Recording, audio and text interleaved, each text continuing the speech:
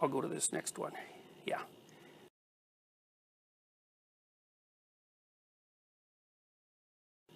Okay, so here's some correlations. One of them is between how much money you make and your personality.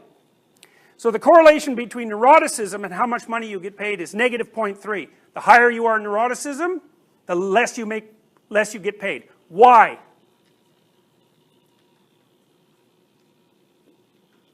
Why do you think that is? Well, because you're not confident in your own abilities. You have low self-esteem.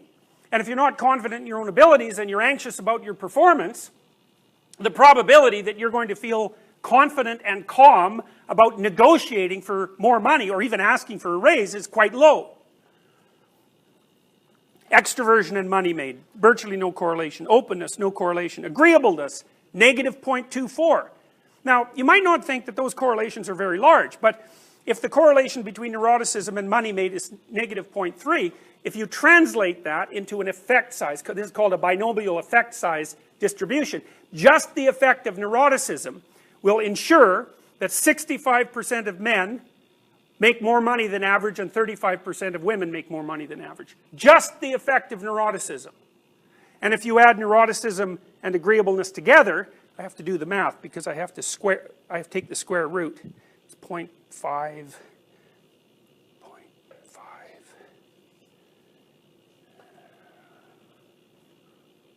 I can't do that in front of a class, unfortunately.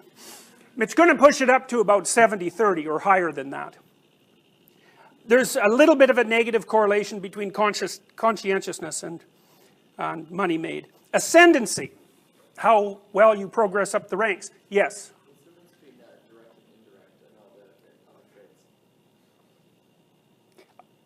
I don't know, because I didn't look in detail into the models they use, so I was just going to stick to the zero order correlations.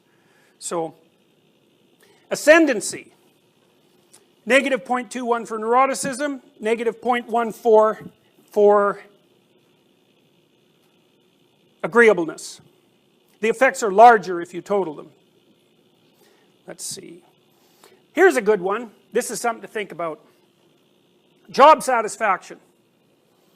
The correlation with neuroticism is negative 0.42. That's a big one. One of the things that's very interesting about neuroticism is it's also a very good predictor of marital satisfaction. And it's interesting in that light to note that 70% of divorces are initiated by women. Now, one reason for that is that men are impossible to get along with. And the other possibility is that women are too sensitive to that, and there's no way of sorting that out. But it's nonetheless interesting to note that that's still where the gender difference lies. Neuroticism. Correlation with job satisfaction, negative 0.42. Correlation with life satisfaction, negative 0.42. Correlation with career satisfaction, negative 0.41.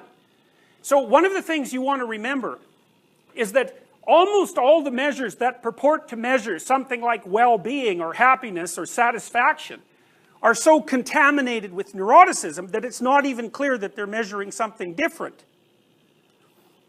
You see, agreeableness, the correlation with career satisfaction is negative 0.2. If you get men to rate their performance, and you get their bosses to rate their performance, men rate their performance pretty much the same as the bosses rate their performance, or maybe they rate them a little bit more. But if women rate their own performance, they rate their own performance as worse than their boss's rating of their performance consistently. And the predictor of that seems to be negative emotionality. Now you might wonder if negative emotionality is something that's associated with lower levels of life satisfaction across a broad variety of measures. What possible use could it be? But then you have to wonder, well, exactly how is the physical environment different for women and for men? And one clear fact is that at an individual level, at least in relationship to dominance battles with men, women are at a disadvantage, not least because of their size.